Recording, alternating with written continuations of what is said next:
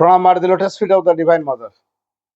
करुणामयी माँ परम प्रभु श्री अरविंद उपस्थित समस्त मातृ संतान आम गोटे विषय उपर कंटिन्यू करचे जोग इन एवरीडे लाइफ दैनंदिन जीवन जोग वास्तव में भाई बहन माने जोग आम भितर माँ करेंगे माँ का शक्ति बिना जोग संभव नुह से कहुई पूर्ण जोगरे भगवान ही साधक भगवान ही साधना कारण भगवान का शक्ति बिना साधना संभव नुहे आम भितर जे भगवान डाकुच आम अंतरात्मा जे अभिषा करुँच से ही प्रकृत में परम सहित आमको जोड़ौं मन प्राण शरीर को से एकाकार करुँच प्रभाव द्वारा से प्रभावित करुँच दिव्य उपादान रे परिपुष्ट करुँच मन प्राण शरीर से सजाड़ुंट संगठित करुँच अभिसार भाव को से तैयारी करुँच तेणु से इन्स्ट्रुमेंट रूप व्यवहार करी विकास उन्मुखी होती प्रकृत में साधना सी ही करुँच तेज आम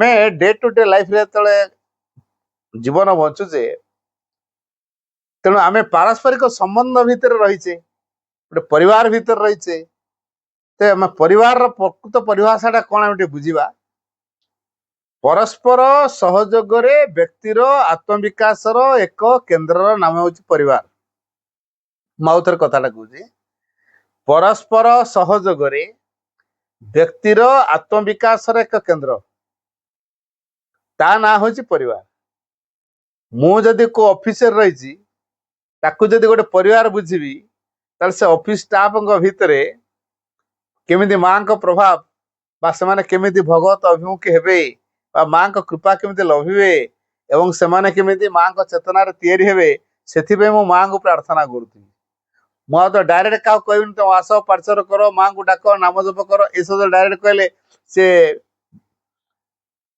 आमको भिन्न मनोभाव ने आम कथा को से शुणे नहीं तेणु गुडविल रही तेणु आम सबरी भितर गोटे संगति को आने गुडविल रखा पड़ो से गुडविलटा केमी आसो अन्य मानकर मंगल अन्य मानकर मंगल कौन अच्छी भगवान का कृपा को जब आनिक कार्यकारी करे तेणु संगति मध्यम आम परिवार रे कलेक्टिव भाव साधना करि परिबा तेणु जो परिवार भितर संगतिर धारा रे काम हम केमिति हम तेणु परिवार कहला क्या बुझा तो परस्पर भितर जो दिव्य भावटी अच्छी ताकू नहीं कि बंचा पड़ो समस्त भितर तो मन अच्छी समस्त भितर प्राण अच्छी समस्त भितर शरीर अच्छी ता सत्वे आम भितर गोटे अंतरात्मा भी अच्छी तेणु जो अंतरात्मा अच्छी से अंतरात्मा समस्तंकर जीवन दायित्व नहीं पाला भाई समर्थ जदि आम अंतरात्मार प्रभाव आसी पारिबा तार प्रभाव द्वारा यदि परिचालित हो पारिबा मन प्राण शरीर को जदि अंतरात्मार शक्ति रे अंतरात्मार उपादान रे परिपुष्ट करि पारिबा ताले ए मन प्राण शरीर अंतरात्मा भली गुणधर्म प्रकाश करिवे अंतरात्मा जहाँ चाहूचन ताकू मानिबे तेणु अंतरात्मा ताकू परिचालना करि परिबो एटा होछि जोगर तरीका तेणु आम जेहेतु पारस्परिक संबंध भितर अनेक किसी त्रुटि विच्युति रही कारण मनुष्यर स्वभाव बहु विरोधी उपादान गढ़ा तेणु प्रकृति कौन एत सहज बदली जाओ आम इंग्राजी गोटे कथा अच्छी black will take no other hue ताकू संस्कृत में कह जाए अंगार सत दौते मणिनेत्र न जायते आउ टे कंचा ओडिया कहले मत जेते माठिबू माठ मु से दरपोड़ा काठ तेणु जेते मत माठिले कौन हम मु तो से दरपोड़ा काठ अंगार हो तेणु मु केवे सुधुरी ना ये जो मु केवे सुधुरी ना अर्थात मनुष्यर प्रकृति के बदलिब ना ये लजिकटा को आम काटिबा आगे जदि दशी रत्नाकर वाल्मीकि हो पारुचंती मनुष्यर प्रकृति बदलिब महासेन धारा भितर प्रकृति बदलवाटा निश्चित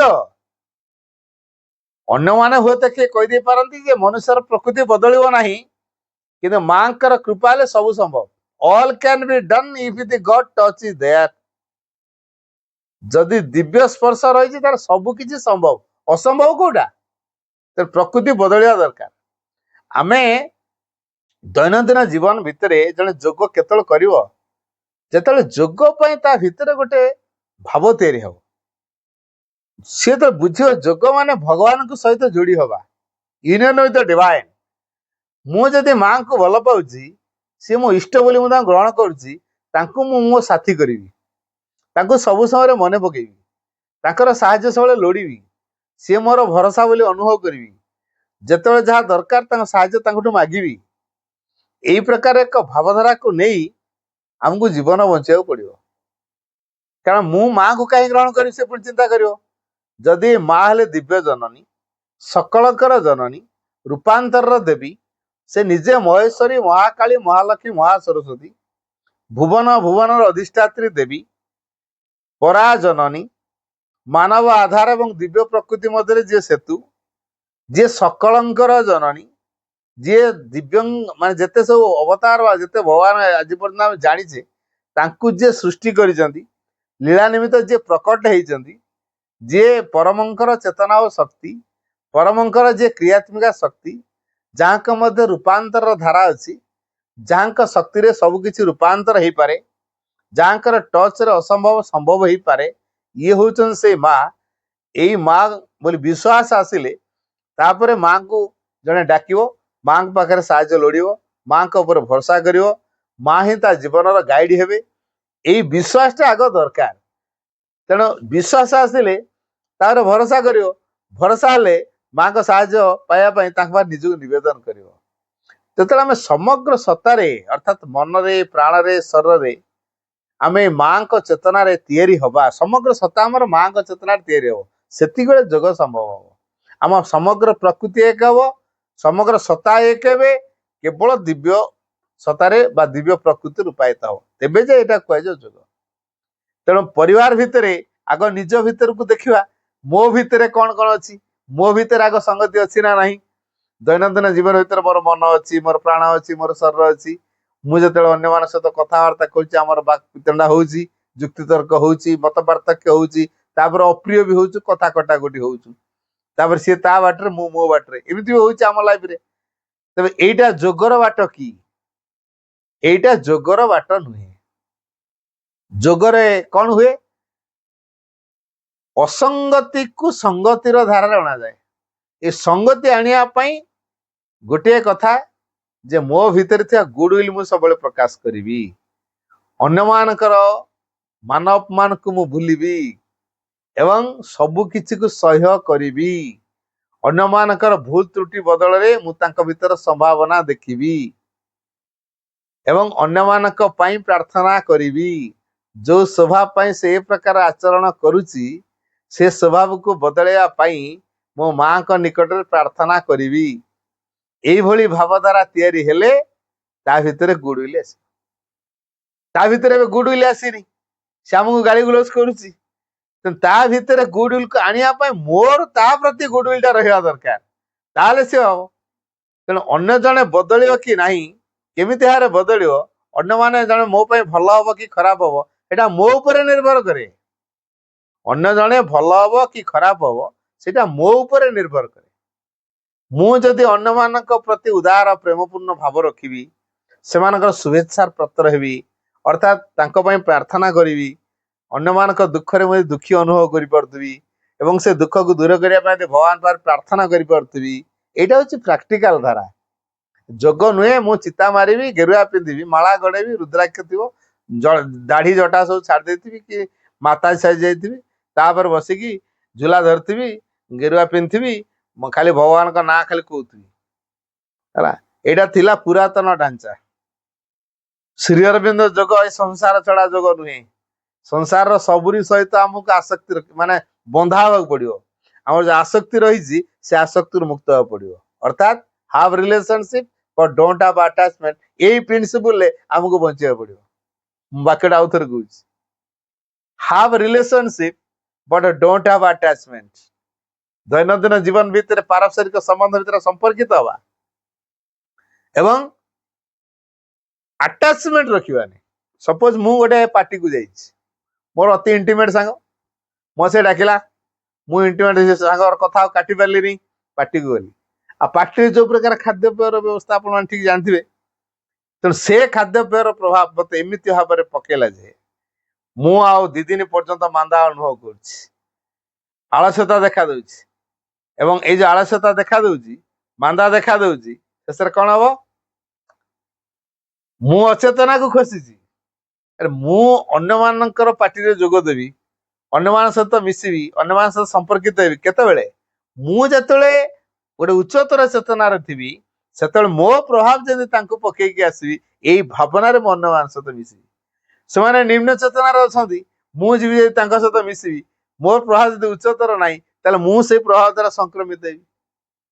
ତେଣୁ କିଏ ଉଚ୍ଚରେ ଅଛି କିଏ ନିଚରେ ଅଛି ଆମେ ଜାଣିପାରିବାନି। ତେଣୁ ଏ ଦୃଷ୍ଟିରୁ ମୁଁ କଣ କରିବି? ମୁଁ ଯେତେବେଳେ ଅନ୍ୟମାନଙ୍କ ସହିତ ସମ୍ବନ୍ଧିତ ହେବାକୁ ଯାଉଛି, ସ୍ପିରିଚୁଆଲି ବା ଭାଗବତ ଉଦ୍ଦେଶ୍ୟ ଦୃଷ୍ଟିରୁ ତା ସହିତ ସମ୍ପର୍କିତ ହେବାକୁ ଚାହିଁବି।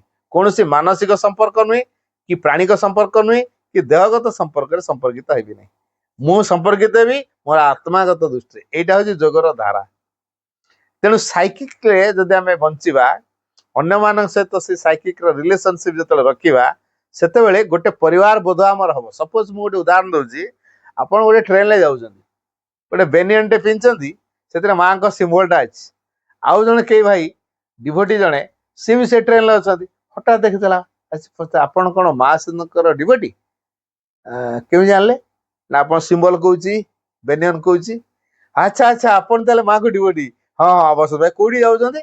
ବସନ୍ତୁ ବସନ୍ତୁ। ତାପରେ କେତେ ଆତ୍ମୀୟତା ତିଆରି ହୁଏ, କେତେ ଗପସପ ହୁଏ। ତାହେଲେ ଏଇ ଯୋଉ ସିଏ ତା ଘର କୋଉଠି, ଆପଣଙ୍କ ଘର କୋଉଠି, ଆପଣ ତାକୁ ଚିହ୍ନି ନାହାନ୍ତି କି ସିଏ ଆପଣଙ୍କୁ ଚିହ୍ନି।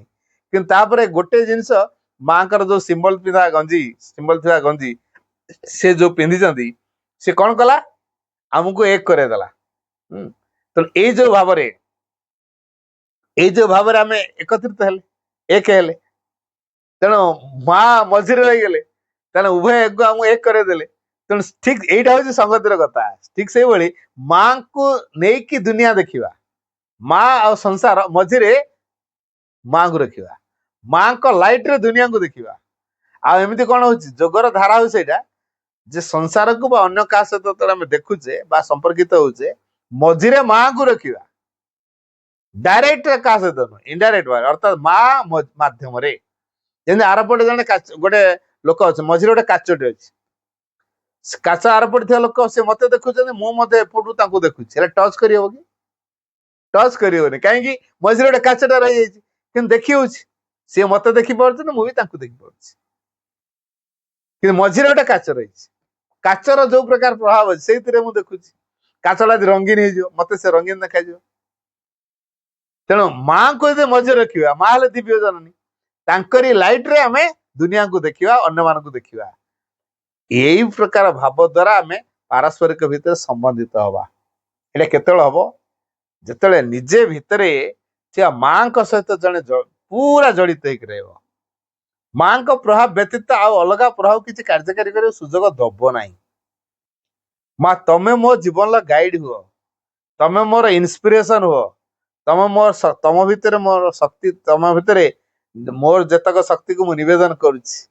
ମୁଁ ମୋର ଯେତକ ଭାଇବ୍ରେସନ, ଯେତକ ଗତିବିଧି, ଯେତକ କାର୍ଯ୍ୟକଳାପ, ଏସବୁକୁ ମୁଁ ତମ ପାଖରେ ନିବେଦିତ କରିଦଉଛି।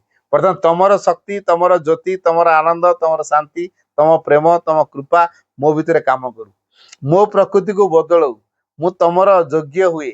ଏଇ ପ୍ରକାର ଭାବରେ ଆମେ ଦୈନନ୍ଦିନ ଜୀବନକୁ ବଞ୍ଚି ଶିଖିବା କି? ଅନ୍ୟମାନଙ୍କ ଆଚାର ବ୍ୟବହାର ଆମେ କମ୍ପ୍ଲେନ କରୁଛୁ, ସେ ଲୋକକୁ ଗଲେ ଚା ଟିକେ ଡାକିଲେନି, ଚେୟାର ଖଣ୍ଡେ ଦେଲେନି, ବସ ବୋଲି ବି କହିଲେନି। କଣ ମାଙ୍କୁ ଡାକୁଛନ୍ତି, ଖାଲି ପାର୍ଚର କରୁଛନ୍ତି, ଭଦ୍ରାମୀ ଶିଖିନାହାନ୍ତି। ଏଇ ପ୍ରକାର ରିମାର୍କ ଦଉଛି। କଣ ଆମେ ସମ୍ମାନ ପାଇବା ପାଇଁ ତାହେଲେ ଯାଇଥିଲୁ? ଆମେ ଇଗୋର ଭାବକୁ ନେଇକି ଯାଇଥିଲୁ? ଆମେ ତାଠୁ ସମ୍ମାନିତ ହବା ପାଇଁ ଯାଇଥିଲୁ? ସମ୍ମାନ ପାଇବା ପାଇଁ ଯାଇଥିଲୁ? ଏଇଟା ନୁହେଁ। ଯଦି ଆମେ ଦେଖୁଛେ ଜଣେ ଏ ପ୍ରକାର ଆଚରଣ କରୁଛି, ତାହେଲେ ଯୋଉ ସ୍ୱଭାବ ପାଇଁ ସେ ଏ ପ୍ରକାର ଆଚରଣ କରୁଛି, ଆମର ଯଦି ସାମର୍ଥ୍ୟ ଥାଏ ତାର ସେ ପ୍ରକାର ସ୍ୱଭାବକୁ ବଦଳେଇବା ପାଇଁ ଆମେ ବଦଳେଇବା। ଯଦି ଆମର ସେ ପ୍ରକାର ସାମର୍ଥ୍ୟ ନାହିଁ, ନୀରବ ରହିବା, ତା ପାଇଁ ପ୍ରାର୍ଥନା କରିବା, ମା ତମେ ତା ଭିତରେ ଏମିତି ଶକ୍ତି ଦିଅ, ତାର ସ୍ୱଭାବକୁ ବଦଳାଅ। ତେଣୁ ତା ବଦଳିବା ପାଇଁ ପ୍ରାର୍ଥନା କରିବା। ମୋର ତ ବଦଳି ପାରିବାର ସାମର୍ଥ୍ୟ ନାହିଁ ନା, ତେଣୁ ଅନ୍ୟ ଜଣକୁ ବଦଳି ପାରିବାର ସାମର୍ଥ୍ୟ ନାହିଁ, ଆଉ ଅଭିଯୋଗ କାହିଁ କରିବି? ତେଣୁ ପାରସ୍ପରିକ ସମ୍ବନ୍ଧ ଭିତରେ ଏମିତି ଅନେକ କିଛି ସଂଗତିପୂର୍ଣ୍ଣ ଧାରାକୁ ଆମକୁ ତିଆରି କରିବାକୁ ପଡିବ। ଯେତେବେଳେ ଆମେ ପରିବାର ଭିତରେ ରହୁଛେ, ମତ ପାର୍ଥକ୍ୟ ହଉଛି, ବାପା ଗୋଟେ କଥା କହୁଥିବ, ପୁଅ ଆଉ ଗୋଟେ କଥା କହୁଥିବ, ମା ଗୋଟେ କଥା କହୁଥିବ, ବାପା ଆଉ ଗୋଟେ କଥା କହୁଥିବ, ଭଉଣୀ ଗୋଟେ କଥା କହୁଥିବ, ତାଳମେଳ ହଉନି। ଆପଣ ଦେଖନ୍ତୁ ଗୋଟେ ପରିବାର जोटा कहूँ शिवंग परिवार। शिवंग परिवार रे गणेश अच्छी, मूषा अच्छी, कार्तिक अच्छा, मयूर अच्छा, पार्वती अच्छा, षंढ अच्छी, वृषभ अच्छी, सब अच्छा, साप भी अच्छी। तार सबू खाद्य खादक सब एकाठी अच्छा। तेणु खाद्य खादक जेहेतु एकाठी अच्छा, कहीं तो हाईकोर्ट कि सुप्रीम कोर्ट होनी, आम परिवार हाईकोर्ट हो सुप्रीम कोर्ट हो, तार कारण कौन? तार कारण हूँ आम भितर टॉलरेंस कैपेसिटी नहीं। एक द्वितीय कथा है जड़े जो हिंसार मुक्त हम से भयर मुक्त हम। आम भीतर हिंसा अच्छे ना नहीं? वाक्यटा कहली भल कि मन दे शुणा। जड़े हिंसार मुक्त हो से भयर मुक्त हम। भयर मुक्त हेले जन भूल मुक्त हम। भय अच्छे बोले भूल हो, भय आसूची हिंसा पाई। आपण देखो कौ पुराण शास्त्र भितर पढ़ी ऋषि तपस्या थे बाघ आसी खाईदेला लिखाई। कौ जंगल भितर घंच जंगल भितर केते वन्य जंतु भितर से अच्छा कहीं क्या बाघ खाईगला कि सिंह खाईगला तो से रेकर्ड को लिखाई से हिंसु कहीं खाई पार क्या से ऋषि मान भीतर से जीव जंतु प्रति हिंसा नहीं। गोटे छोटिया कथा कही मन पड़ा। जड़े ऋषि गोटे गछ मूल आश्रम करते, गोटे विराट गछ पूरा तलटा छाई होती, से गछरे किसी शुआ रोते।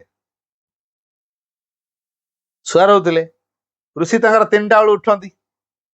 ये जो 3टा बेलू उठती ब्रह्म मुहूर्त उठी तपस्या कर मंत्र उच्चारण करती। शुआ मैंने शुणिकी से भी धीरे धीरे से कथा कहती।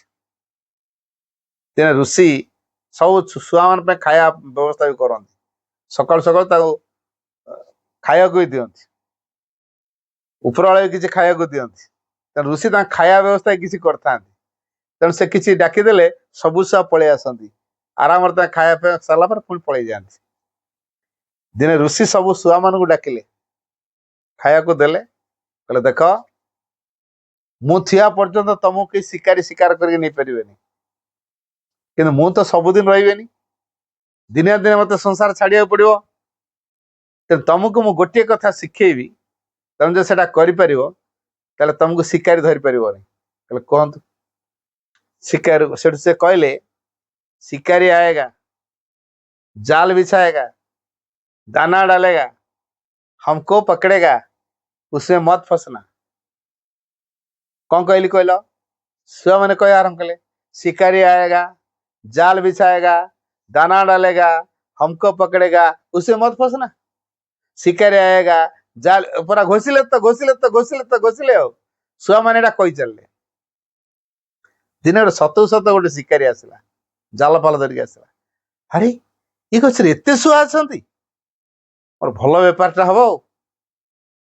हेले शिकारी को देखिकी शुआ मैंने कह आरंभ कले शिकारी आएगा, जाल बिछाएगा, दाना डालेगा, हमको पकड़ेगा, उससे मत फंसना। शिकारी भाविला गला आज मो बेपार मांदा। ये शुआड़ा कथा कुआ शुआ गुड़ाक कहते शिकारी आएगा, जाल बिछाएगा, दाना डालेगा, हमको पकड़ेगा, उसमें मत फंसना। तेणु ये शुआ मैंने आदौ धरा देवेनि। हौ चेष्टा करवा देखा टे लोभासक्त हला भली मजबूतिया कि दाना दवा। तेणु से जाल को बिछे देला।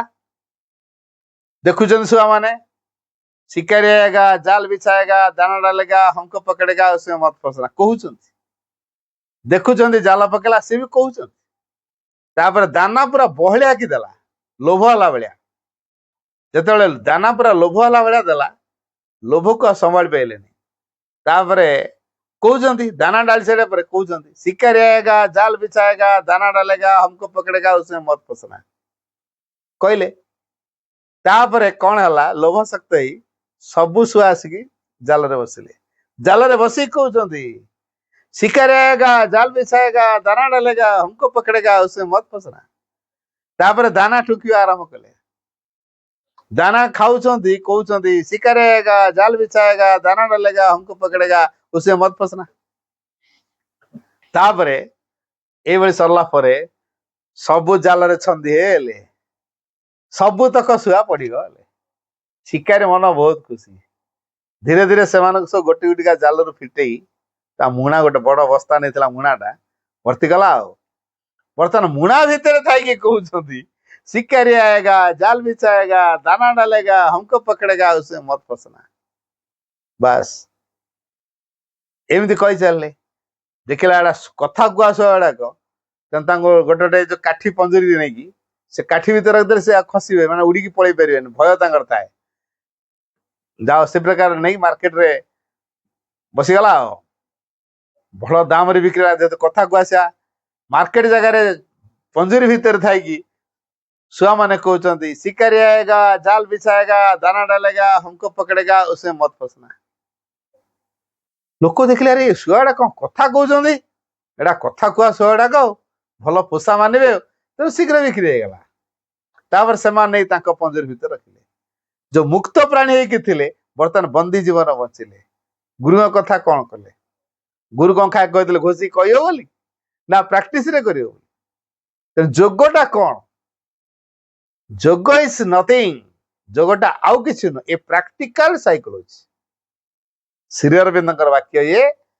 ତେଣୁ ଗୋଟେ ପ୍ରାକ୍ଟିକାଲ ସାଇକୋଲୋଜି, ଅର୍ଥାତ ଆମେ ଯୋଉ କାମଟା କରୁଛେ ତାର ଗୋଟେ ସାଇକୋଲୋଜି, ଗୋଟେ ମନୋଭାବକୁ ନେଇକି କାମରେ ପରିଣତ କରିବା। ଯେପର୍ଯ୍ୟନ୍ତ କାର୍ଯ୍ୟରେ ପ୍ରୟୋଗ ନ କରିଛୁ, ଖାଲି କହୁଥିବା ଥିଓରିରେ ବା ଖାଲି ଶୁଣୁଥିବା, ସେତିକିରେ ଯୋଗ ଠିକରେ ହେଇପାରିବନି, ପୂର୍ଣ୍ଣାଙ୍ଗ ହେଇପାରିବନି। ତେଣୁ a drop of practice is better than ocean of theories, good advice and resolutions. ତେଣୁ ଗୋଟାଏ ବୁନ୍ଦା ଅଭ୍ୟାସ, ଏଇ ଯୋଉ ଶଗଡ଼ ଶଗଡ଼ ପୁସ୍ତକ ଅଧ୍ୟୟନ, ତଥ୍ୟ ଯୋଉଟା କୁହାହଉଛି ତତ୍ଵ, ସାଗର ସାଗର ସାଗର ସାଗର ସାଗର କେତେ ବିସ୍ତୀର୍ଣ୍ଣ, ତାରି ଭଳିଆ ଯଦି ତଥ୍ୟ ଆମେ ଖାଲି ତତ୍ଵ ଖାଲି ଶୁଣୁଥିବା ବା କହୁଥିବା, ଏଟା କିଛି ଲାଭ ନାହିଁ। କିନ୍ତୁ ଏ ଡ୍ରପ୍ ଅଫ୍ ପ୍ରାକ୍ଟିସ, ଗୋଟିଏ ବୁନ୍ଦା ଅଭ୍ୟାସ, ସମୁଦ୍ର ଭଳି ତତ୍ଵ ଥିଓରି ଯୋଉ ତତ୍ଵ କୁହାହଉଛି, ତା ଅପେକ୍ଷା ଗୋଟେ ବୁନ୍ଦା ଅଭ୍ୟାସ ବହୁ ଗୁଣେ ଭଲ।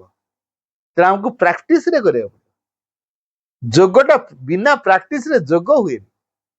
ତେଣୁ ଆମେ ମା ଯାହା ପଢୁଛନ୍ତି ତାକୁ ଜୀବନରେ ଫୁଟେଇବା ପାଇଁ ଚେଷ୍ଟା କରିବା। ତେଣୁ ଯେପର୍ଯ୍ୟନ୍ତ ଆମ ଜୀବନରେ ଫୁଟେଇନୁ, ଯୋଗ ଆମ ଭିତରେ ହବନି। ମା ସବୁବେଳେ ତାଙ୍କର ବାଣୀକୁ ଶକ୍ତି ରୂପରେ ବ୍ୟବହାର କରନ୍ତି। ତେଣୁ ଯେତେଟା ବାଣୀକୁ ଆମ ଜୀବନ ଭିତରେ ଆମେ ନବା, ମନେ ରଖିବା, ପ୍ରତି କାର୍ଯ୍ୟକଳାପ ମନେ ପଡୁ, ଆରେ ଏଇଟା ମା ତ ଏମିତି କହିଥିଲେ।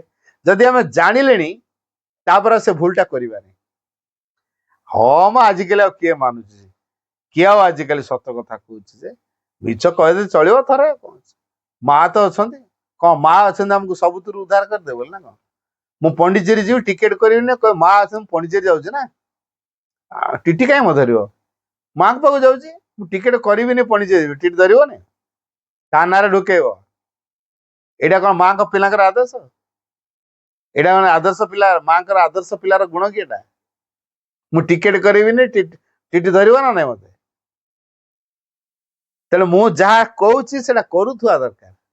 ତେଣୁ ଆମେ ଯେତିକିଟା ପାଠ ଚକ୍ରରେ ପଢୁଛେ, ବହି ପଢୁଛେ, ମାଙ୍କ ବାଣୀ ଜାଣୁଛେ, ତାକୁ ପ୍ରୟୋଗ କରିବା ପାଇଁ ଶିଖିବା। ଏଇଟା ହଉଛି ଯୋଗର ଧାରା। ତେଣୁ ପରିବାରରେ ଯଦି ମାଙ୍କ ପ୍ରଭାବକୁ କାର୍ଯ୍ୟକାରୀ କରିବାକୁ ଚାହୁଁଛୁ, ତାହେଲେ ଆମେ ପରିବାରର ସମସ୍ତଙ୍କ ପାଇଁ ସବୁଦିନ ପ୍ରାର୍ଥନା କରୁଥିବା। ସବୁଦିନ ସମସ୍ତଙ୍କ ପାଇଁ। କେତେ ଜଣ ଆମେ ଚାହୁଁଛୁ ସମସ୍ତଙ୍କ ପରିବର୍ତ୍ତନ ପାଇଁ ମାଙ୍କ ନିକଟରେ ପ୍ରାର୍ଥନା କରିବା, ମା ତମ ପ୍ରଭାବରେ ପରିବାର ପରିଚାଳିତ ହୁଅନ୍ତୁ, ତମ ଶକ୍ତି ପରିସର ଭିତରେ କ୍ରିୟାଶୀଳ ହଉ, ବାତାବରଣଟା ତମରି ଶକ୍ତିରେ ତିଆରି ହଉ, ଯେମିତି ସେ ବାତାବରଣ ଭିତରୁ ତମ ଶକ୍ତିକୁ ସେମାନେ ଗ୍ରହଣ କରିବେ। ଧୀରେ ଧୀରେ ଧୀରେ ଧୀରେ ତମକୁ ଗ୍ରହଣ କଲା ପରେ, ତମ ଶକ୍ତି ଗ୍ରହଣ କଲା ପରେ, ତାପରେ ତମ ଶକ୍ତି ଯେତେବେଳେ କ୍ରିୟା କରିବ, ଧୀରେ ଧୀରେ ତମର ସେ ଆଶ୍ରିତ ହେବେ। ତମ ଆଦର୍ଶ ନୀତିକୁ ସେମାନେ ଗ୍ରହଣ କରିବେ, ଜୀବନ ତାକୁ ପ୍ରୟୋଗ କରିବେ। ତେଣୁ ପ୍ରତିଦିନ ଯଦି ଜଣେ ଗୋଟେ କ୍ୟାଣ୍ଡେଲ ଯଦି ଜଳୁଛି, ସେ 100ଟା କ୍ୟାଣ୍ଡେଲ ଯଦି ପାଖରେ ଅଛି, ଜଳୁନଥିବା କ୍ୟାଣ୍ଡେଲ, ସେ ଜଳେଇ ଦବ ନା ନାଇଁ? ତେଣୁ ପରିବାରରେ ଯଦି ଜଣେ ମାଙ୍କ ଚେତନାରେ ତିଆରି ହେଉଛି, ତାର ପ୍ରଭାବରେ ପରିବାର ସମସ୍ତଙ୍କ ଭିତରେ ସେ ମାଙ୍କ ଚେତନାକୁ ସେ ସଞ୍ଚରଣ କରିଦେବ। ତାପରେ କ୍ରିୟା ଯେତେବେଳେ କାହାଠି ତାର ଗ୍ରହଣଶୀଳତାର ମାତ୍ରା ଅନୁସାରେ କ୍ରିୟା କରିବ, କିନ୍ତୁ ସମସ୍ତଙ୍କ ପାଖରେ ପହଞ୍ଚେଇ ଦବ ନା ସେ। ତାପରେ ଜଣଙ୍କର ଗ୍ରହଣଶୀଳତା ଅନୁସାରେ ସେ ଯେତିକି ଗ୍ରହଣ କଲା, ତା ଭିତରେ ସେତିକି ଦିବ୍ୟ ପ୍ରଭାବ କ୍ରିୟାଶୀଳ ହବ। ତେଣୁ ତାର ତ ଗୋଟେ ଗୁଡ ୱିଲ ରହିଲା ନା, ଅନ୍ୟମାନଙ୍କ ପାଇଁ ପ୍ରାର୍ଥନା, ଅନ୍ୟମାନଙ୍କ ଦୁଃଖକୁ ସେ ଅନୁଭବ କରିପାରୁଛି, ତା ଦୁଃଖକୁ ଦୂର କରିବା ପାଇଁ ସେ ମାଙ୍କ ନିକଟରେ ପ୍ରାର୍ଥନା କରିପାରୁଛି। ଏଇଟା ହଉଛି ଯୋଗୀର ଭାବ। ଜଣେ ଯୋଗୀ ନିଜ ଭିତରକୁ ଦେଖିଥାଏ, ଭଗବାନଙ୍କ କଥା ଜାଣିଥାଏ, ତା ଭିତରୁ ପ୍ରେରଣା ଅନୁସାରେ ସେ ଚାଲିଥାଏ। ତେଣୁ ସିଏ ଯାହା କହେ ସତ କଥା କହେ। ଏଇ ଯୋଉ ଜ୍ୟୋତିଷ ମାନେ ସେ ଜାତକରେ ଲେଖାଥିବା ହିସାବକୁ ନେଇକି କହନ୍ତି। ତେଣୁ ଜାତକଟା ଯେତେବେଳେ ବନା ଗଲା ଏକ୍ଜାକ୍ଟ ଟାଇମରେ ଜନ୍ମଟାକୁ ସେ କହିପାରନ୍ତିନି। ତେଣୁ ଆମେ କିନ୍ତୁ ସବୁବେଳେ କଣ କରୁଛୁ, ତେଣୁ ତାଙ୍କ ହିସାବ ଭୁଲଭାଲ ହେଇଯାଏ। ତେଣୁ ଜ୍ୟୋତିଷ ଶାସ୍ତ୍ର ଅପେକ୍ଷା ଆମେ ଭଗବାନଙ୍କୁ ଅଧିକ ଗୁରୁତ୍ୱ ଦବା ନା ଏ ଜ୍ୟୋତିଷକୁ ଅଧିକ ଗୁରୁତ୍ୱ ଦବା? ତେଣୁ ଆମେ କଣ କହୁଛୁ, ଆମେ ଭଗବାନଙ୍କୁ ଗୁରୁତ୍ୱ କମ ଦଉଛୁ। ମୁଁ ବା ଜାତକରେ ଏଇଆ ଥିଲା, ତାକୁ ବେଶୀ ପ୍ରାଧାନ୍ୟ ଦଉଛୁ। କଣ ଭଗବାନଙ୍କ ଆମେ ଅଧିକ ଗୁରୁତ୍ୱ ଦବାନି ଜାତକ ଅପେକ୍ଷା? ଆମେ ତ ଜାତକକୁ ଅଧିକ ଗୁରୁତ୍ୱ ଦଉଛୁ, ଭଗବାନଙ୍କୁ କମ ଗୁରୁତ୍ୱ ଦଉଛୁ। ଆଉ ଯୋଗ କୋଉଠି ହବ? ତେଣୁ ଆମେ ଏଇଭଳି ଆମ ସମାଜ ଭିତରେ, ଆମ ପରିବାରରେ ଏମିତି ଅନେକ କିଛି ରହିଛି। ଯେହେତୁ ଏଇଭଳି ଆମ ପରିବାରରେ ଅନେକ କିଛି ରହିଛି, ତେଣୁ ପରିବାରକୁ ବଦଳିବାକୁ ହେଲେ ଆମକୁ ଅନନ୍ୟ ନିଷ୍ଠା ସେବକଟିଏ ହବାକୁ ପଡିବ। ନିଷ୍ଠାପର ସେବକଟିଏ ହବ ମାଙ୍କର। ଆମକୁ ଆଗ ଯୋଗଯୁକ୍ତ ଜୀବନ ବଞ୍ଚିବାକୁ ପଡିବ। ମାଙ୍କ ପାଖରେ ପ୍ରାର୍ଥନା ସେ ପ୍ରକାର କରିବାକୁ ପଡିବ। ଆମେ ଯେତେବେଳେ ମାଙ୍କ ପାଖରେ ପ୍ରାର୍ଥନା କରିବା ଯେ ମା ପରିବାର ସମସ୍ତଙ୍କୁ ତମର ଚେତନାରେ ତିଆରି କର, ତମ ଧାରାରେ ତିଆରି କର, ସେ ତମର ଯୋଗ୍ୟ ହେଇ ଉଠନ୍ତୁ, ତମ ସଂକଳ୍ପକୁ ସାକାର ରୂପ ଦ୍ୱାରା ଆମେ ଯଦି ପରସ୍ପର ସହଯୋଗ କରିପାରିବୁ। ଏଇଭଳି ଭାବରେ ଯେତେବେଳେ ଆମେ ମାଙ୍କ ପାଖରେ ପ୍ରାର୍ଥନା କରିବା, ଆଜି ନହେଲେ ବି କାଲି ଦିନେ ଦିନେ ହବ। ତେଣୁ ଡେ ଟୁ ଡେ ଲାଇଫରେ ପାରସ୍ପରିକ ସମ୍ବନ୍ଧ ଭିତରେ ଯୋଉ ତୁ ତା ମେ ମାସ ହଉଛି, କଣ ପାଇଁ ହଉଛି? କଥା ଗୋଟା ଗୋଟି କେବଳ ଆମେ ନିଜକୁ ସଂଯମ କରି ଶିଖିନାଉ ବୋଲି। ଗୋଟିଏ କଥା ମା କହିଛନ୍ତି, ଆତ୍ମ କର୍ତ୍ତୃତ୍ୱ ହିଁ ସର୍ବଶ୍ରେଷ୍ଠ ବିଜୟ, ତାହା ହିଁ ସକଳ ସ୍ଥାୟୀ ସୁଖର ମୂଳ ଭିତ୍ତି। ମୁଁ ବାକ୍ୟଟି ଆଉଥରେ କହୁଛି, ଆତ୍ମ କର୍ତ୍ତୃତ୍ୱ ହିଁ ସର୍ବଶ୍ରେଷ୍ଠ ବିଜୟ, ତାହା ହିଁ ସକଳ ସ୍ଥାୟୀ ସୁଖର ମୂଳ ଭିତ୍ତି। ତେଣୁ ଯୋଉ ଆତ୍ମ କର୍ତ୍ତୃତ୍ୱ, ଏଇଟା ହଉଛି ସବୁଠୁ ବଡ ବିଜୟ। ୟାଠୁ ବଡ ବିଜୟ କିଛି ନାହିଁ। ଅର୍ଥାତ୍ ନିଜ ଆତ୍ମ କର୍ତ୍ତୃତ୍ୱ ମାନେ ଆତ୍ମାର କର୍ତ୍ତୃତ୍ୱ ରହିବ, ନିଜକୁ ନିୟନ୍ତ୍ରଣ କରିହବ। ଯେପର୍ଯ୍ୟନ୍ତ ଆତ୍ମାର କର୍ତ୍ତୃତ୍ୱ ଆମ ମନ ପ୍ରାଣ ଶରୀର ଉପରେ ରହିନାହିଁ, ତାର ପ୍ରଭାବକୁ ମନ ପ୍ରାଣ ଶରୀର ମାନି ନାହାନ୍ତି, ଆତ୍ମାର ବିଧାନକୁ ମାନୁନାହାନ୍ତି, ଆତ୍ମାର ଗୁଣଧର୍ମକୁ ଗ୍ରହଣ କରୁନାହାନ୍ତି, ସେ ପର୍ଯ୍ୟନ୍ତ ଆମେ ସଂଯମୀ ବୋଲି କହିହବ ନାହିଁ। ହେଲା, ତେଣୁ ବିଭିନ୍ନ ପ୍ରକାର ବାହ୍ୟ ନିୟମ ଖାଲି କରୁଥିବା, ସପୋଜ ମୁଁ ଗୋଟେ ଉଦାହରଣ ଦେଉଛି, ସପୋଜ ମୁଁ ଗୁଡାଏ ଗାଈ ରଖିଛି, ପାହାଡ ଆଡକୁ ନେଲି ଚରିବା ପାଇଁ, ପାହାଡ ପ୍ରଶସ୍ତ କ୍ଷେତ୍ର, ଜଣେ ଚାଷୀ ତାର ଗୁଡାଏ ଏକର ଜାଗା ଚାଷ କରୁଛି, ହେଲେ ବାଡ଼ ଦେଇନି। ଆଚ୍ଛା, ଗୋଟେ ମୁଣ୍ଡରେ ଗାଈ ଗୋଠି ପଶିଗଲା, 100-150 ଗାଈ କି 200 ଗାଈ ପଶିଗଲେ, ସିଏ ଗଲା ତାକୁ ଅଡେଇବା ପାଇଁ। ଆଚ୍ଛା, ସେପଟେ ଅଡେଇଲା ବେଳକୁ ଆର ପଟେ ପଶିଗଲେ, ପୁଣି ଏପଟୁ ଅଡେଇବା ହେଲା ପୁଣି ଏପଟରେ ପଶିଗଲେ। ତ ସିଏ ତ ଦିନ ସାରା ଗଲା ଗୋରୁ ଅଡେଇ ଅଡେଇକା ତାର ଟାଇମ ପାର ହେଇଗଲା, ଚାଷ କରିବ କେତେବେଳେ? ତେଣୁ ବୁଦ୍ଧିର କାମ କଣ? ଯଦି ବାଡ଼ କରିଦବ, ତାର ଯେତିକି ଜାଗା ଚାଷ ଜାଗା, ତାକୁ ଯଦି ବାଡ଼ କରିଦବ, ଆଉ ଗୋରୁ ପଶିବେନି। ସିଏ ବର୍ତ୍ତମାନ ଗୋରୁ ପାଇଁ ଏପଟକୁ ଅଡେଇ ଦେଲାକୁ ସେପଟେ ପଶି ଯାଉଛନ୍ତି, ସେପଟକୁ ଅଡେଇକା ଏପଟେ ପଶି ଯାଉଛନ୍ତି। ଦିନ ସାରା ତାର ଗୋରୁ ଅଡେଇ ଅଡେଇକା ଟାଇମ ପଳେଇଲା, ଚାଷ କରିବ କେତେବେଳେ? ଠିକ ଆମ ଭିତରେ ସେଇଆ ହଉଛି। ହେଲା, ଆମ ଭିତରେ କଣ ହଉଛି? କିଏ ରାଗକୁ କଣ୍ଟ୍ରୋଲ କରିବା ପାଇଁ ଗଲାଣି ତାର 15 ବର୍ଷ, କିଏ ଲୋଭକୁ କଣ୍ଟ୍ରୋଲ କରିବା ପାଇଁ ତାର ଗଲାଣି 10 ବର୍ଷ, କିଏ ତାର ହିଂସାକୁ କଣ୍ଟ୍ରୋଲ କରିବା ପାଇଁ ଗଲାଣି 15 ବର୍ଷ। ଏଇଭଳିଆ ତ ଜୀବନଟାରେ କେତେ ବର୍ଷ ଆମେ ପାଇଥିବା, ରାଗ, ହିଂସା, ଲୋଭ, ଅହଙ୍କାର, ସ୍ୱାର୍ଥପରତାକୁ କଣ୍ଟ୍ରୋଲ କରିବା ପାଇଁ ଆମ ଜୀବନଟା ପାରି ଯାଉଛି। ସାଧନା କେତେବେଳେ ହବ? ଯୋଗ କେତେବେଳେ ହବ? ତେଣୁ କଣ କରିବା ଦରକାର? କୋଉ ମଣିଷ ଭିତରେ ରାଗ, ହିଂସା, ଲୋଭ, ଅହଙ୍କାର, ସ୍ୱାର୍ଥପରତା ନାହିଁ? ସମସ୍ତଙ୍କ ଭିତରେ ଅଛି। ତେଣୁ କଣ ବୁଦ୍ଧିର କାମ? କଣ ବୁଦ୍ଧିର କାମ ହେଲା, ଆମେ ରାତି ହେଇଛି ବୋଲି ଗୁଡାଏ ଇଲେକ୍ଟ୍ରିକ ବଲ୍ବ ଲଗେଇଛୁ, ଲାଇଟ୍ ହଉଛି, ଦିନରେ ଆଉ ସେଟା ଜାଳିବା ଦରକାର। ଯଦି ମୁଁ ସୂର୍ଯ୍ୟଙ୍କୁ ଡାକିଦେବି, ତାହେଲେ ଲାଇଟ୍ ସବୁ ଜାଳିବା ଦରକାର ହବ? ସୂର୍ଯ୍ୟ ଆସି ପହଞ୍ଚିବେ, ତାହେଲେ ଲାଇଟ୍ ଜାଳିବା ଦରକାର ହବ କି? ଆଉ ଲାଇଟ୍ ଜାଳିବା ଦରକାର ହବ ନାହିଁ। ବୁଦ୍ଧିର କାମ ହେଲା, ମୋ ଭିତରେ ଯେତେ ତ୍ରୁଟି ବିଚ୍ୟୁତି ଥାଉ ନା କାହିଁକି, ମୋର ତା ଆଡେ ଦୃଷ୍ଟି ଦେବା ଦରକାର ନାହିଁ। ମୋ ଭିତରେ ଅନ୍ତରାତ୍ମାକୁ ଯଦି ମୁଁ ଆବିଷ୍କାର କରେଇ ପାରିଲି, ତାର ପ୍ରଭାବକୁ ଯଦି କାର୍ଯ୍ୟକାରୀ କରେଇଦେଲି, ଅର୍ଥାତ୍ ସୂର୍ଯ୍ୟ ଆଲୁଅ ଅଛି, ତାପରେ ଇଲେକ୍ଟ୍ରିକ ବଲ୍ବ ଜଳିବ, କାହାର ପ୍ରଭାବଟା ଦେଖେଇବ? ସେ ସୂର୍ଯ୍ୟର ପ୍ରଭାବଟା। ଆଉ ଏ ବଲ୍ବ ଜଳୁଥିଲେ ବି ସିଏ ଆଲୁଅ ଦେଖେଇ ପାରିବନି। ତେଣୁ ଆମ ଭିତରେ ରାଗ, ହିଂସା, ଲୋଭ ଏ ସବୁ ଥିଲେ ବି ତା ପ୍ରଭାବଟା ମଉଳିଯିବ। ଶେଷରେ ଏତେ ତେଜ ହବ ଯେ ସେ ଫ୍ୟୁଜ ବି ହେଇଯିବ। ତେଣୁ ଆମ ଭିତରେ ଚୈତ୍ୟ ପ୍ରଭାବକୁ ଏତେ ବଳବତ୍ତୀ କରିବା ଯେ ମନ ପ୍ରାଣ ଶରୀରର ପ୍ରଭାବ ଫ୍ୟୁଜ ହେଇଯିବ, ତା ଭିତରେ କୁଆଡେ ମଳିନ ପଡିଯିବ, ହଜିଯିବ ତା ଭିତରେ। ପୁରାତନ ଯୋଗଧାରା ଭିତରେ କଣ ଥିଲା ନା ମନକୁ ସଂଯମ କରିବା, ପ୍ରାଣକୁ ସଂଯମ କରିବା, ଚିତ୍ତ ସଂଯମ ଯୋଉଟା କୁହାଯାଏ। ତେଣୁ କେତେ ଅଷ୍ଟାଙ୍ଗ ଯୋଗ ସିଦ୍ଧିକୁ ସେମାନେ ହାସଲ କରୁଥିଲେ। ହଠ ଯୋଗ, ରାଜଯୋଗ, କର୍ମଯୋଗ, ଜ୍ଞାନ ଯୋଗ, ଧର୍ମ ଯୋଗ, ଭକ୍ତି ଯୋଗ, କର୍ମଯୋଗ, ଏମିତି କେତେ କେତେ ପ୍ରକାର ଯୋଗ ସାଧନା ସେ କରୁଥିଲେ। ଯମ, ନିୟମ, ଆସନ, ପ୍ରାଣାୟାମ, ବ୍ୟାୟାମ ସବୁ କେତେ କଥା କରୁଥିଲେ। ସବୁଥିରେ ଉପକାର ଅଛି। କିନ୍ତୁ ବର୍ତ୍ତମାନ କଣ କାମ? ବର୍ତ୍ତମାନ କାମ ହେଲା ଆମର ମାତୃଶକ୍ତି ପାଖରେ ନିଜକୁ ଦବା, ମାକୁ ସବୁବେଳେ ମନେ ପକେଇବା, ମାଙ୍କ ଦ୍ଵାରା ପରିଚାଳିତ ହବା, ମା ଆମକୁ ପରିଚାଳନା କରିବେ। ଏଇଟା ହେଲା ଆମ କାମ। ତେଣୁ ମା ଆମ ଭିତର ସାଧନା କରିବେ। ଯିଏ ମା ପାଖରେ ନିଜକୁ ଦଉଛି, ମା ମୁଁ ତୋ ପିଲା, ତୁ ମତେ ଗ୍ରହଣ କର, ମୁଁ ହଉଛି ତୋର, ତୁ ହଉଛୁ ମୋର, ତୋ ବ୍ୟତୀତ ମୁଁ ଆଉ କିଏ ଭଗବାନ ଜାଣିନି। ଯେହେତୁ ତୋ ବ୍ୟତୀତ ଆଉ ଭଗବାନ କିଏ ମୁଁ ଜାଣିନି, ତେଣୁ ମୋ ପାଇଁ କଣ ଦରକାର କଣ ନାହିଁ ତୁ ବୁଝିବୁ। ଛୋଟିଆ ଛୁଆ ଯେମିତି ତା ମା କୁ ଉପରେ ଭରସା କରେ, ଆମେ ସେଇଭଳିଆ ଛୋଟିଆ ଛୁଆ ହେଇପାରିବା କି? ନ୍ୟୁବର୍ନ ବେବି, କଅଁଳା ଛୁଆ, ଯେ କି ତା ମା ଉପରେ ପୂର୍ଣ୍ଣ ନିର୍ଭର, ସେ କିଛି ମାଗୁନି, ତା ମା ତ ଦଉଛି ନା ନାଇଁ। ଆମେ ତ ଭାବିଲୁ ମୋ ବୟସ ଏତେ ହେଲାଣି, ମୁଁ ବଡ ହେଲିଣି, ମୁଁ କଣ ବର୍ତ୍ତମାନ ଛୁଆ ହେଇଛି? ମୁଁ ବର୍ତ୍ତମାନ ଛୁଆ ହେଇନି, ବଡ ହେଇଗଲିଣି ବା। ମୋ ବୟସ ଏତିକି ହେଇଗଲାଣି। ଯେହେତୁ ମୋ ବୟସ ଏତିକି ହେଇଗଲାଣି, ତେଣୁ ମୁଁ ବର୍ତ୍ତମାନ ଛୋଟ ପିଲା ନୁହେଁ। ତେଣୁ ମୁଁ କାହିଁକି ମା ପାଖରେ କହିବି ମୁଁ ଛୋଟ ପିଲା ବୋଲି? ମୁଁ ଛୋଟ ପିଲା ନୁହେଁ, ବଡ ବୋଲି ଅନୁଭବ କରୁଛୁ ବୋଲି ଆମ ଭିତରେ ସେଇ ସରଳ ବୋଧ ରହୁନି। ଛୋଟିଆ ଛୁଆର ହୃଦୟରେ ଯୋଉ ସରଳତା ଥାଏ, ଆମ ଭିତରେ ସେଇ ସରଳତା ତିଆରି ହଉନି। ତେଣୁ ମାଙ୍କ କୃପା ଆମ ଭିତରେ ସହଜେ କ୍ରିୟା କରିପାରୁନି। ତେଣୁ ଦୈନନ୍ଦିନ ଜୀବନ ଭିତରେ ଆମକୁ ସରଳ ହେଇକି ବଞ୍ଚିବାକୁ ପଡିବ। ଯୋଉ ସରଳ ହଉଛି ଚୈତ୍ୟ ସରଳ। ମନରେ ସରଳ ଆମକୁ ଅନ୍ୟ ଜଣେ ଠକେଇ ଦବ ନା।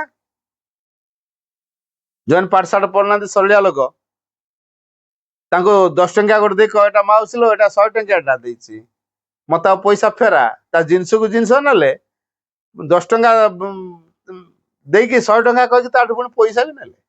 ଲୋକ ଏମିତି କରିକି ଠକି ଦଉଛନ୍ତି। ଏଇଟା ହେଲା ମନର ସରଳତା ପାଇଁ।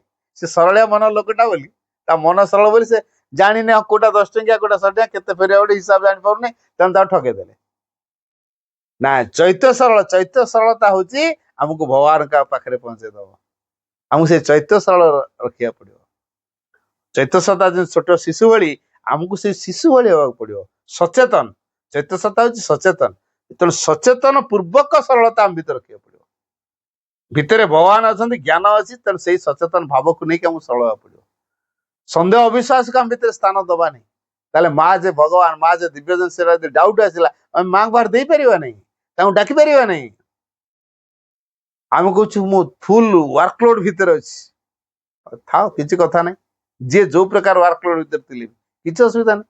ସେ ୱାର୍କଲୋଡ ଭିତରେ ହିଁ ସେବା ଭଗବାନଙ୍କର ହବ। କେମିତି ହବ? ଯେ ସେଇ କାମଟା ତାକୁ ମା ଦେଇଛନ୍ତି କରିବା ପାଇଁ। ତେଣୁ ସେ କୋଉ ଆଟିଚ୍ୟୁଡରେ ଗ୍ରହଣ କରୁଛି, କୋଉ ପ୍ରକାର ଭାବରେ ସେ କରୁଛି, ମୁଁ କଣ କରୁଛି, କାହିଁକି କରୁଛି, କି ଭାବରେ କରୁଛି। 3ଟା କଥା ମନେ ରହିଲା। ମୁଁ କଣ କରୁଛି, ମୁଁ କାହିଁକି କରୁଛି, ଆଉ ମୁଁ କି ଭାବରେ କରୁଛି। କଣ କରୁଛି, କାହିଁକି କରୁଛି, ଆଉ କି ଭାବରେ କରୁଛି। ଏ 3ଟା କଥା ମନେ ପକେଇବା। ଯେତେବେଳେ ଆମେ ଯୋଉ କାମଟା କରୁଛେ, ମୁଁ କଣ କରୁଛି, ଅଫିସରେ ମୁଁ ଟାଇପ କରୁଛି, କମ୍ପ୍ୟୁଟରରେ ମୁଁ ଡାଟା ଏଣ୍ଟ୍ରି କରୁଛି, ଠିକ ଅଛି। କଣ ପାଇଁ କରୁଛି ନା ବସ୍ ମତେ କାମ ଦେଇଛି, ନହେଲେ ମୋ ଦରମା ମିଳିବ, ମୋ ଚାକିରି ମିଳିବ, କଟିଯିବ। ତେଣୁ ମୁଁ ଦରମା ପାଇବା ପାଇଁ ମୁଁ କାମ କରୁଛି। କୋଉ ଭାବରେ କରୁଛି, ଆଜ ଡ୍ୟୁଟି। କିନ୍ତୁ ଯୋଗ କଥା ହେଲେ, ଭଗବାନ ମତେ ଏଇ କାମରେ ନିୟୋଜିତ କରିଛନ୍ତି, ତାଙ୍କର ଏଇ କାମଟା ପରଫେକ୍ଟ, ସେ ଡାଟା ଏଣ୍ଟ୍ରି କାମଟା ସେ ଅଫିସର ମାଧ୍ୟମରେ ମତେ ମା ଦେଇଛନ୍ତି। ତେଣୁ ମୁଁ ସେଇ ଡାଟା ଏଣ୍ଟ୍ରି କରିବି, ପରଫେକ୍ଟ। ମା ଖୁସି ହେବେ। ମା ଖୁସି ହେଲେ ମତେ ଆନନ୍ଦ ମିଳିବ, କୃପା ମିଳିବ। ବସ୍ ମତେ କଣ ଦବ ସେଟା ସେପାରେଟ ଥିଙ୍ଗ, ମୋ ମାଲିକ ମତେ କଣ ଦବ ଏଟା ସେପାରେଟ ଥିଙ୍ଗ, ଆଟଲିଷ୍ଟ ମା ତ ମତେ ଦେବେ। ଏଇ କଥାଟା ହଉଛି ଗୁରୁତ୍ୱପୂର୍ଣ୍ଣ କଥା। ତେଣୁ କାମଟିକୁ ପରଫେକ୍ଟ କରିବି। Whatever you do it as perfectly as you can. That is the best service to the divine in man. ତେଣୁ ତମେ ଯାହା ବି କର ନା କାହିଁକି ଯଥାସାଧ୍ୟ ପରଫେକ୍ଟଲି କର। ତାହେଲେ ସେ ପରଫେକ୍ଟ କରିବା ଦ୍ୱାରା କର୍ମ ଯୋଗରେ ପରିଣତ ହବ। ଆଉ କର୍ମଯୋଗ କେତେବେଳେ ହବ? Divine work through your nature and according to your nature. Not only liberation but perfection must be the aim of karma yoga. ଯେତେବେଳେ perfection ଲକ୍ଷ୍ୟ ରଖିବା କର୍ମରେ, ସେଇ କର୍ମ ଯୋଗରେ ପରିଣତ ହବ, ଯାହାର ଲକ୍ଷ୍ୟ ହଉଛି ମୁକ୍ତି ନୁହଁ, perfection। ପୁରାତନ ଯୋଗ ଭିତରେ ମୁକ୍ତି କଥା କୁହାଯାଇଛି, ନିର୍ବାଣ କଥା କୁହାଯାଇଛି, ମୁଖ୍ୟ କଥା କୁହାଯାଇଛି। ଆମେ ପୂର୍ଣ୍ଣତା କଥା କହୁଛୁ। ମହାଶୟଙ୍କର ଯୋଗର ଧାରା ହେଲା ପୂର୍ଣ୍ଣତା। ଆମେ ସକ୍ସେସକୁ ଲକ୍ଷ୍ୟ ନ ରଖି ପୂର୍ଣ୍ଣତାକୁ ଲକ୍ଷ୍ୟ ରଖିବା। ଯେତେବେଳେ ପୂର୍ଣ୍ଣତା ପାଇଁ ଆମେ କାମ କରିବା, ମା ସବୁ କିଛି ତିଆରି କରେ। କାହିଁକିନା ପୂର୍ଣ୍ଣତାର ଦେବୀ ହଉଛନ୍ତି ମା ନିଜେ। ପରିପୂର୍ଣ୍ଣ ପୂର୍ଣ୍ଣତା ଅସଲ ଆଭିମୁଖ୍ୟ ମାଙ୍କର। ପୂର୍ଣ୍ଣାଙ୍ଗ ପୂର୍ଣ୍ଣତାର କିଛି ବି କମ୍ ଯୋଉ ମାଙ୍କୁ ତୃପ୍ତ କରିପାରେ ନାହିଁ, ଆମେ ସେଇଭଳି ମାଟିଏ ପାଇଛୁ। ସେ ହଉଛନ୍ତି ଦିବ୍ୟ ଜନନୀ। ତେଣୁ ଏଇଭଳି ଏକ ଭାବନାକୁ ଆମ ଭିତରେ ତିଆରି କରି, କି ଭାବରେ କରୁଛେ, କାହିଁକି କରୁଛେ ନା କର୍ମ କରିବା ଦ୍ୱାରା ମତେ ଆନନ୍ଦ ମିଳୁଛି ବୋଲି ମୁଁ କରୁଛି। କାମ ନ କଲେ ମତେ ଆନନ୍ଦ ମିଳିବନି। ମତେ ଟଙ୍କା ପଇସା ଆନନ୍ଦ ଦଉନି, ମତେ କାମ କରିବା ଦ୍ୱାରା ଆନନ୍ଦ ମିଳେ। ତେଣୁ ମୁଁ କାମ କରୁଛି। ଆମକୁ ଆମ କାମ ଆନନ୍ଦ ଦେଇପାରୁଛି କି? Take pleasure whatever you do, never do anything for the sake of pleasure. ଏଇ ଆଟିଚ୍ୟୁଡ ନେଇକି ଆମକୁ କାମ କରିବାକୁ ପଡିବ। Take pleasure whatever you do, ତମେ ଯାହା କରୁଛ ତା ଭିତରେ ଆନନ୍ଦ ନିଅ। ଆନନ୍ଦ ପାଇଁ କୌଣସି କାମ କର ନାହିଁ, ଏକଥା ମା କହିଲେ। ପୁଣି ଜୀବନରେ ଯାହା ଆସୁଛି ତାକୁ ତମ ଅଗ୍ରଗତିର ସହାୟକ ରୂପେ ଗ୍ରହଣ କର। ନେଭର କମ୍ପ୍ଲେନ୍, ବି ଏ ବର୍ନିଂ ଫାୟାର ଫର ପ୍ରୋଗ୍ରେସ। ଅଗ୍ରଗତିରେ ଏକ ଜ୍ୱଳନ୍ତ ବହ୍ନି ଶିଖା ହେଇ ଉଠ। ଆପତ୍ତି କେବେ ଉଠେଇବନି। ଯାହା ଜୀବନରେ ଆସୁଛି ତମେ ତାକୁ ତମ ଅଗ୍ରଗତିର ସହାୟକ ରୂପେ ଗ୍ରହଣ କରିବ। ଏଇ ଆଟିଚ୍ୟୁଡରେ ଆମକୁ ବଞ୍ଚିବାକୁ ପଡିବ, ତେବେ ଯାଇ ଯୋଗ ହବ। ତେବେ ଆମେ ଚୈତ୍ୟ ବିଧାନକୁ ଶୁଣିପାରିବା, ଫଲୋ କରିପାରିବା। ତେଣୁ ଅନ୍ତରାତ୍ମାର ପ୍ରେରଣା ବିନା ଆମେ ସାଧନା କରିପାରିବା ନାହିଁ।